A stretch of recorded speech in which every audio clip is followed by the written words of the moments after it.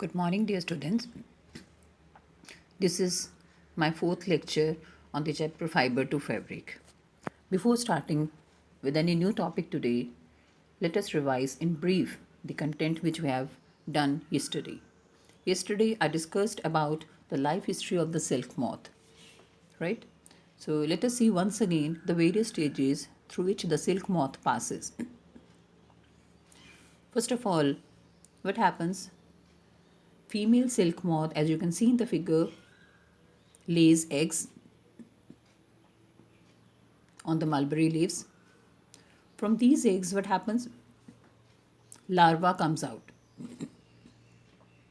Larva means what?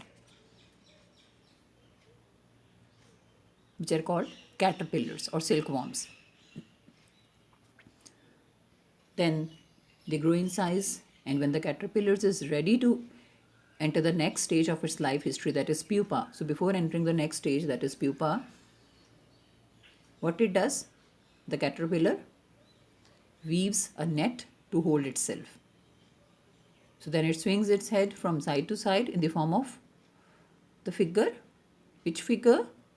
Yes, 8 figure. And during these movements of the head, the caterpillar secretes fiber which is made up of what? Which is made up of protein. And this hardens on the exposure to the air and becomes silk fiber. Right? So you can see in the figure all the various stages through which the silk moth passes. I think this topic is totally clear to you now. Right?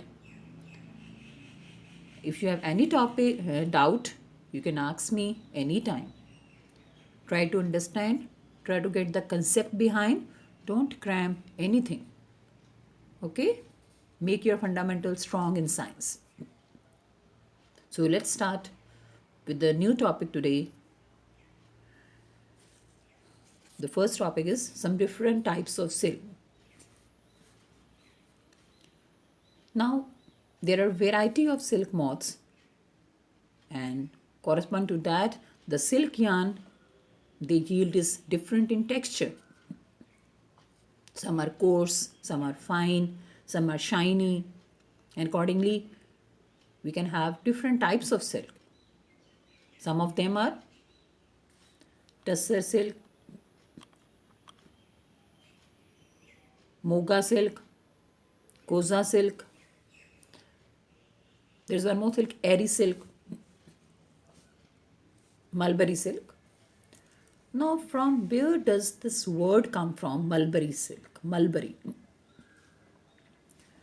Now, you must know that scientific name of mulberry is Morus alba. Morus alba. Right? From here, the word mulberry comes out. Mulberry silk is the most common silk. This silk fiber is soft, lustrous, elastic, and can be dyed in beautiful colors. Right? These are some of the characteristics, some of the main features of mulberry silk, that it is soft, lustrous, elastic, and can be dyed in beautiful colors. आप अपने accordingly किसी भी रंग में इनको die कर सकते हो. ये बहुत सॉफ्ट होते हैं, शाइनी होते हैं, हाईली इलास्टिक हैं. क्लियर? हाँ, एक टर्म यूज होती है moriculture. What is this moriculture? The production of mulberry leaves which is eaten by silkworms to produce silk is called moriculture. Mulberry leaves की production करना. और mulberry leaves को कौन खाता है? Who eats these mulberry leaves? Silkworm. Isn't it? The silkworms, they eat mulberry leaves and become bigger and bigger in size while producing silk.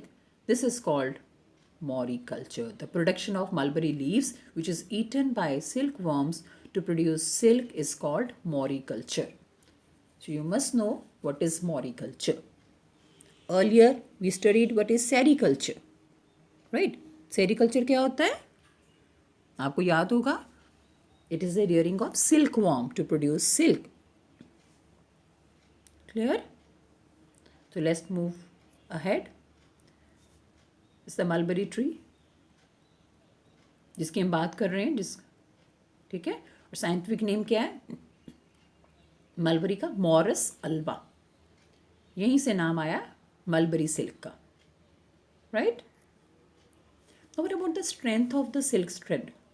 कितना strong है ये सिल्क थ्रेड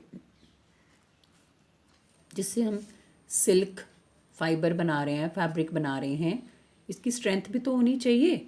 ऐसा तो ना कि आप थोड़ा सा खींचो और फट जाए या कुछ, है ना? तो इसकी स्ट्रेंथ के बारे में बात करते हैं.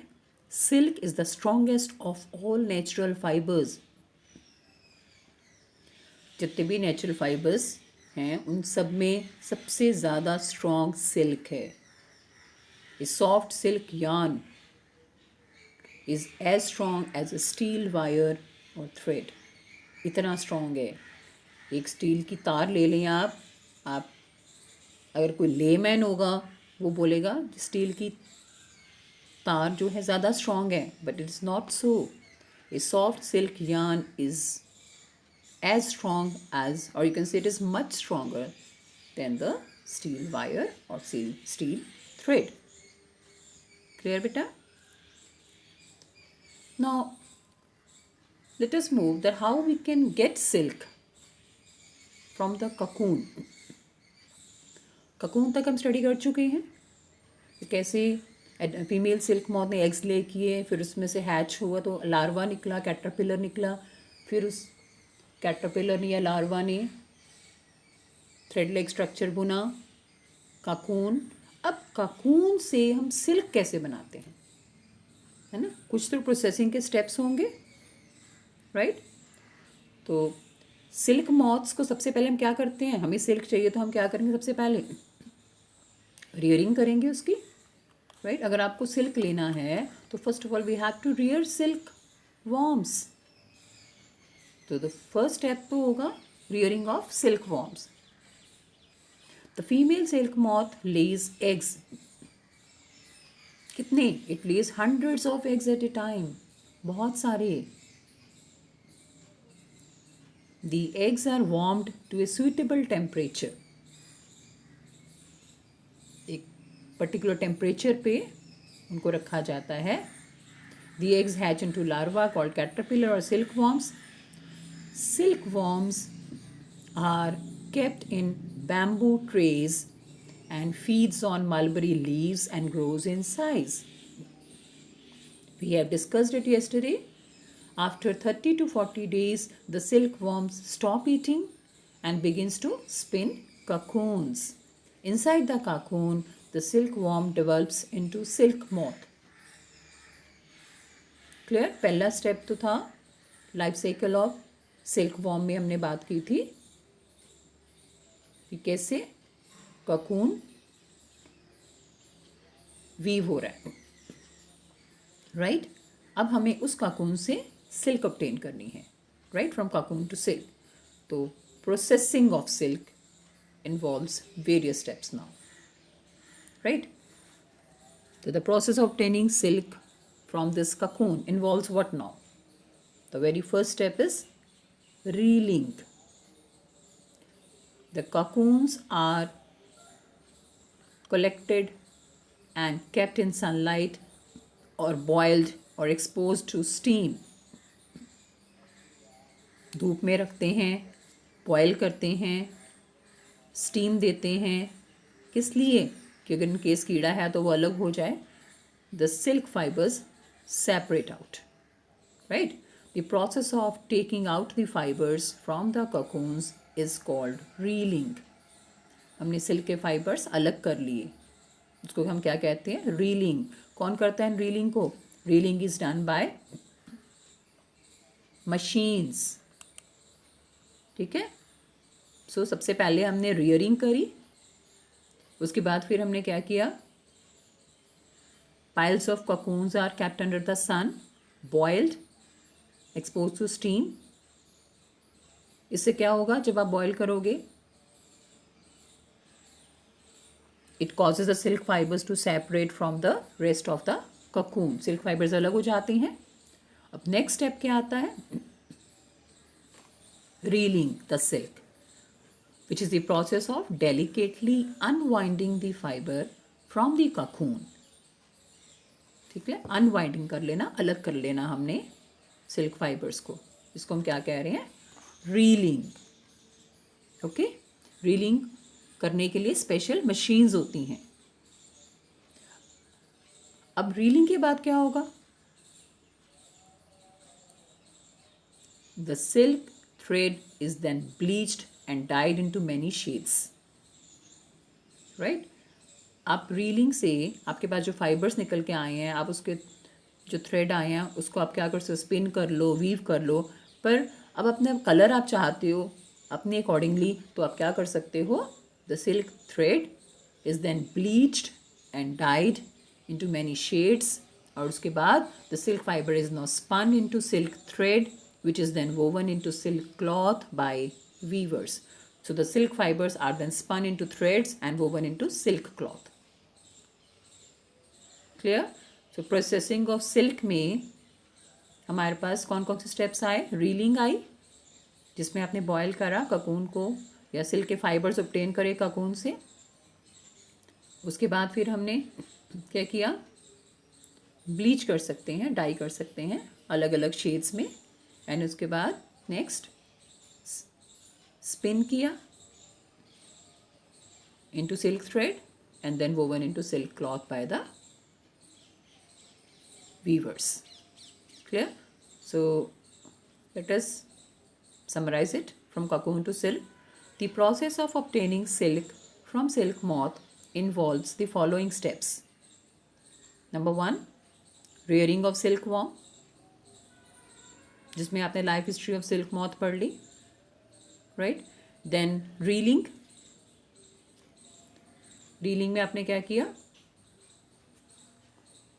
बॉयल किया, सनलाइट में रखा, ड्राई किया. ठीक है, उसके बाद डाई कर सकते हैं अलग अलग कलर्स शेड्स देने के लिए. And then it is spun into silk thread, spinning.